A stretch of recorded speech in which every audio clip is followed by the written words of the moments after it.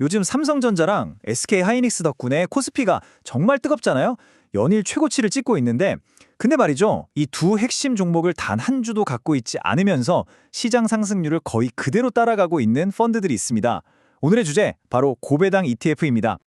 자, 이 그래프 한번 보세요. 시장 대표 주자인 코덱스 200이 연초부터 30% 넘게 올랐어요. 엄청나죠? 그런데 옆에 있는 A 플러스 고배당 ETF를 보면 26%예요. 수익률 차이가 거의 없어요. 이게 어떻게 된 일일까요? 이 펀드들 속을 들여다보면 미스터리는 더 커집니다. 코스피 200은 포트폴리오의 거의 40%가 삼성전자와 SK하이닉스예요. 그런데 A 플러스 고배당 ETF는요? 이 두 종목 비중이 0%, 아예 없습니다. 그런데도 수익률이 비슷하다니 정말 신기하지 않나요? 네, 바로 이게 오늘 우리가 파헤쳐볼 핵심 질문입니다. 시장을 이끄는 가장 강력한 엔진 없이 어떻게 이렇게 좋은 성과를 낼 수 있었을까요? 그럼 지금부터 이 조용한 상승 뒤에 숨겨진 비밀, 그 두 가지 핵심 동력을 하나씩 살펴보겠습니다. 첫 번째 이유는요, 요즘 시장 분위기 그 자체에 있습니다. 한마디로 롤러코스터 장세죠. 변동성이 너무 커지다 보니까 많은 투자자들이 이제 좀 안정적인 곳을 찾기 시작한 거예요. 이 그래프가 바로 그 불안감을 아주 잘 보여줍니다. V코스피, 흔히 공포지수라고 부르죠. 이 지수가 시장에 크게 흔들렸던 지난 4월 수준까지 다시 치솟았어요.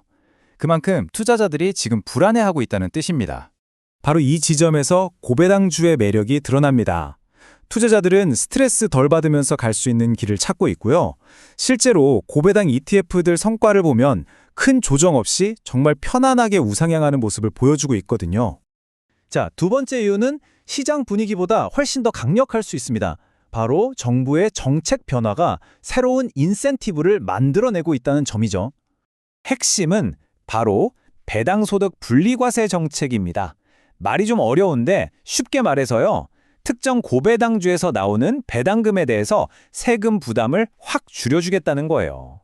이러니 배당 투자가 갑자기 훨씬 매력적인 선택지가 된 거죠. 특히 자산이 많은 분들에게는 더더욱 그렇고요. 자, 그럼 ETF 전략들을 본격적으로 살펴보기 전에 딱 하나만 먼저 짚고 넘어갈게요. 기업이 주주에게 이익을 돌려주는 대표적인 방법 두 가지, 바로 배당과 자사주 매입입니다. 아주 간단해요. 하나는 여러분 계좌에 바로 현금을 꽂아주는 방식이고요. 다른 하나는 회사가 자기 돈으로 자기 회사 주식을 사들여서 주식 가치를 올리는 방식입니다. 전자가 바로 배당, 후자가 자사주 매입이죠. 자, 이제 기본 개념은 다 잡았으니까요. 시중에 나와 있는 고배당 ETF 상품들을 보면서 각각 어떤 특징과 차이가 있는지 한번 비교해 보겠습니다. 이 표를 보시면 지금 시장 상황을 한눈에 파악할 수 있습니다.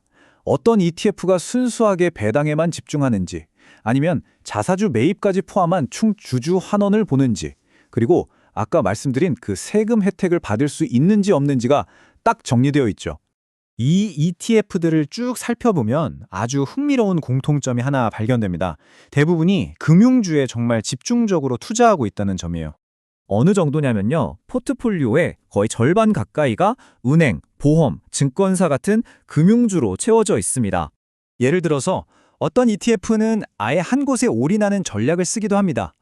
이 타이거 은행 고배당 ETF처럼요. 포트폴리오의 90%가 그냥 은행주예요. 아주 집중적이죠.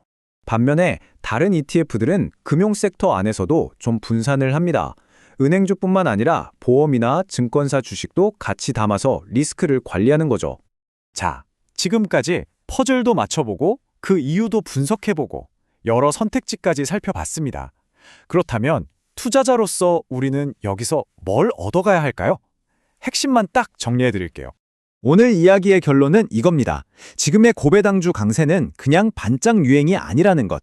높은 시장 변동성과 정부 정책이라는 이 두 가지 거대한 흐름이 만들어낸 일종의 구조적인 변화로 볼 수 있다는 거죠. 이건 단순히 시장 하락을 방어하는 수단을 넘어서 내 포트폴리오를 다각화할 수 있는 아주 효과적인 카드가 될 수 있다는 뜻입니다. 결국 이 질문이 남는 것 같습니다. 이렇게 한치 앞을 내다보기 힘든 시장에서 폭발적인 성장을 노릴 것인가? 아니면 꾸준한 안정성을 택할 것인가? 여러분의 생각은 어떠신가요?